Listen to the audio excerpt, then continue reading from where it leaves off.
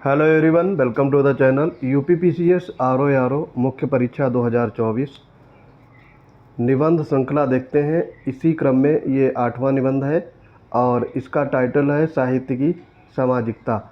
UPPCS 2020 के mains paper में ये पूछा गया था। मुख्य परीक्षा 2024 में आरओ के जो पूर्णांक रहता है 120 नंबर, समय 3 घंटे का दिया जाता है। हमारा टारगेट है 80 से ऊपर के नंबर लाने का, ताकि फाइनल मेरिट में चयन हो सके। तो उसी क्रम में देखेंगे साहित्य की सामाजिकता। ये आपका 700 शब्द में है। समीक्षा अधिकारी में आपको 600 शब्द में लिखना होता है। मनुष्य एक सामाजिक प्राणी होने के कारण कभी भी एकांकी नहीं रह सकता। दोस्तों, इन सब की पीडीएफ या अन्य स्टडी मटेरियल अवेल करना है तो यूपीपीएससी मेकर टेलीग्राम चैनल से जुड़ जाएंगे। वहाँ पर बहुत सारी पीडीएफ आपको अवेलेबल रहेंगी। ये आपका इंट्रोडक्टरी पार्ट है। तो सबसे पहले इंट्रोडक्शन यानी प्रस्तावना, फिर निबंध का मुख्य थीम यानी मुख्य पार्ट होता है, उसके बाद में कंक्लूजन यानी उपसंहार। इन तीनों पे बेस्ड ये आपके ऐसे रहते हैं। मुख्य पार्ट में आपके कई पैराग्राफ्स हो सकते हैं। कम से कम आपको 3 पैराग्राफ ज़रूर रखने हैं, उससे ज़्यादा भी आप रख सकते हैं, जैसी जहाँ पर आवश्यकता हो। अब आगे देखेंगे और अपनी पूर्णता के लिए नित नए प्रयास करता रहता है। इन्हीं सार्थक प्रयासों का एक रचनात्मक आयाम साहित्य भी है। यह मनुष्य की चिंतनशील वृत्ति के गर्भ में सृजित प्रतिफल है और जो भौतिक एवं आध्यात्मिक दोनों आयामों तक विस्तृत होता है। अगला पैराग्राफ है साहित्य समाज की नवोन्मेषी रचना धर्मिता का सार्थक परिणाम है। ये कल्पना, विचार और आनंद का भी स्रोत है। सत्य की साधना साहित्य का केंद्र है। लोकहित साहित्य का लक्ष्य है और लोकमर्म साहित्य का आधार है। उद्गम से लेकर उद्देश्य तक साहित्य सामाजिक वृत्तियों से आच्छादित है। ये आच्छादन निष्पक्ष, निष्कलंक और विकार रहित है। साहित्य का सृजन न केवल सामाजिक आवश्यकताओं की पूर्ति है, बल्कि उसके आत्म सुधार का पथ प्रदर्शक भी है। इसीलिए वह स्वयं को विविध रूपों में प्रकट करते हुए लोकहित की ओर अग्रसर होता है। अब मुख्य पार्ट का अगला पैराग्राफ है साहित्य और साहित्यकार के ऊपर अनेक जिम्मेदारियां सामाजिक दृष्टिकोण से आरोपित होती हैं। जहां एक तरफ साहित्य ने जीवन की पीड़ा, दुख, स्मृतियों का चित्रण किया, वहीं दूसरी तरफ मानव की कल्पनाओं को पंख देने और उनके जीवन का मार्ग प्रशस्त करने में साहित्य अपनी जिम्मेदारी का निर्वहन करता रहा है। भारतीय साहित्य, जो वेदों, उपनिषदों से लेकर आधुनिक काल तक कविता, कहानी, नाटक, उपन्यास, जीवन चरित्र इत्यादि रूपों में विस्तारित है, ने जीवन की दशा एवं दिशा को नया स्वर दिया है।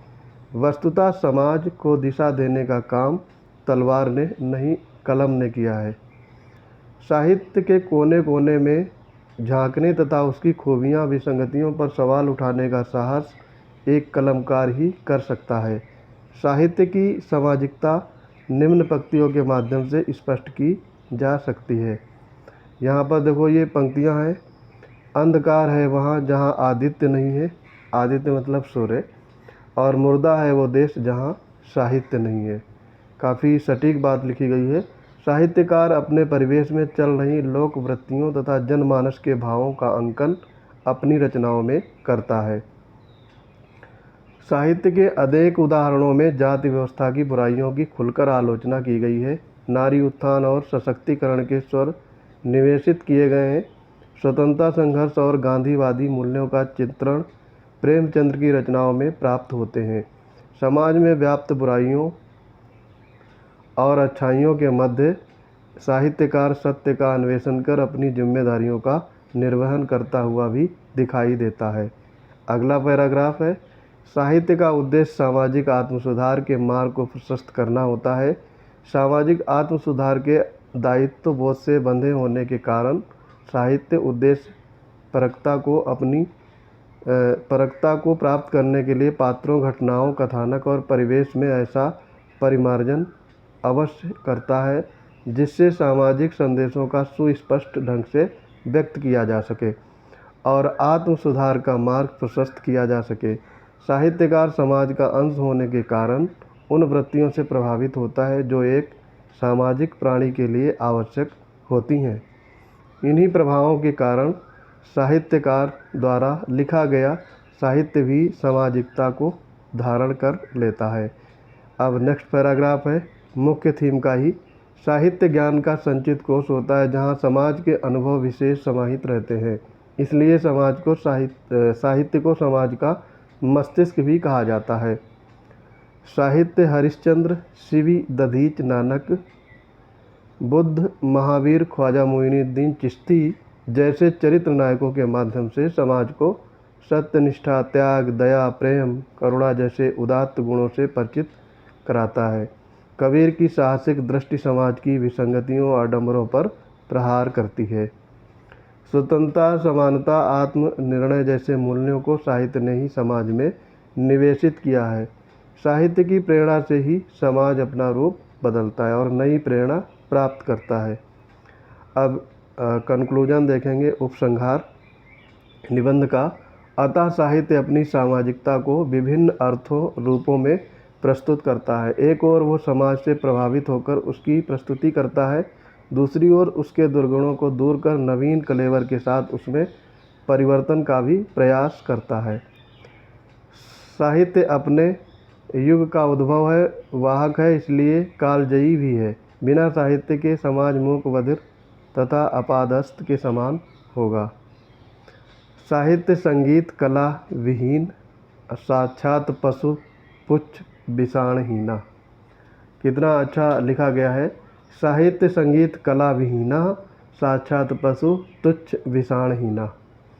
तो आप अपने निबंध में लोकोक्तियाँ, श्लोक या फिर कविता कुछ भी शामिल कर सकते हैं ताकि आपका जो निबंध है वो मोस्ट इफ़ेक्टिव और क्लेवर सहित हो सके। क्योंकि जब तक निबंध में कुछ खास चीज़ नहीं होगी, जो राइटर कुछ खास नहीं लिखेगा, राइटर का मतलब आप निबंध लिख रहे होंगे, अपनी भाषा में अपने विचारों को व्यक्त करने का सबसे अच्छा तरीका होता है निबंध। तो जब तक आप अपना निबंध सही से इफ़ेक्टिवनेस नहीं होगा, प्रोडक्टिव नहीं होगा, तब तक एग्जामिनर आपको कैसे अच्छे मार्क्स दे सकता है। तो इसलिए अपनी शैली में इम्प्रूव करिए। रोज़ 1-2 निबंध आप लिखेंगे, धीरे धीरे आपका ये एक रूटीन हो जाएगा निबंध लिखने का और आप सही से जज कर पाएंगे।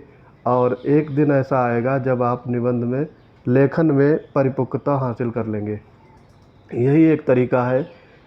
पहले आप वीडियो देखिए पूरा, उसमें समझिए कि क्या क्या इसमें दर्शाया गया है, क्या क्या दृष्टांत लिए गए हैं, कैसे लिखते हैं निबंध। उसके बाद में खुद कॉपी कलम उठा करके किसी भी टॉपिक पर एक निबंध लिखिए और उसको आंकिए कि कितना आपने इसमें लिखा है, कैसा है वो। धीरे धीरे आपका इम्प्रूवमेंट देखने को नज़र आएगा। आई होप ये वीडियो आपको अच्छा लगा होगा, समझ में आ गया होगा। मिलते हैं अपने अगले इम्पॉर्टेंट वीडियोज़ में, तब तक के लिए पढ़ते रहिए। जय हिंद।